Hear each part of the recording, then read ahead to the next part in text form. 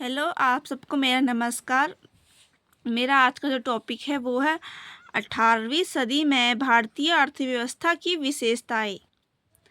Answer पहले आता है भूमिका। भारतीयों का जीवन स्तर काफ़ी ऊंचा था। जो भारतीय थे, उनका जो जीवन स्तर था वो काफ़ी ऊंचा था। दूसरा है भारत सोने की चिड़िया। भारत सोने की चिड़िया कहा जाता था। जो भारत था उसको सोने की चिड़िया कहा जाता था। भारत एक विकसित अर्थव्यवस्था थी। भारत एक विकसित अर्थव्यवस्था थी।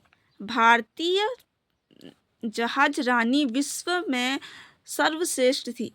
जो भारतीय जहाज रानी है वह विश्व में सर्वश्रेष्ठ थी।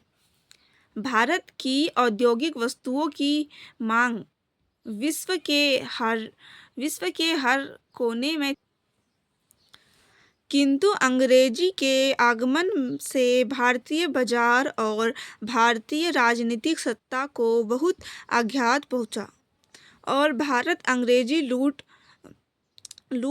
खसोट कर शिकार हो गया।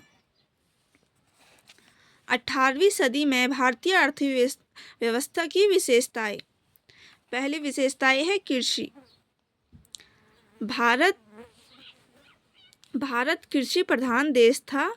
भारत के अधिकांश भागों में खाद्य फसलों का उत्पादन होता था। व्यापारिक फसलों में कपास और पटसन विद्यमान थे। खेती करने वाले सभी व्यक्तियों के पास भूमि थी। भारतीय कृषकों का अनुभव पाश्चात्य देशों के कृषकों की तुलना में अधिक था।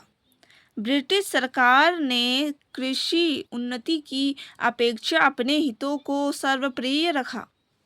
दूसरा पॉइंट है मेरा, गांव की आत्मनिर्भरता का समाप्त होना।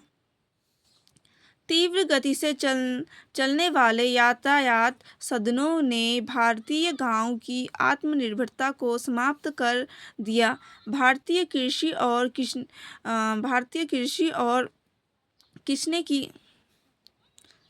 किसने की समृद्धि विश्व बाजार पर आधारित रहने लगी।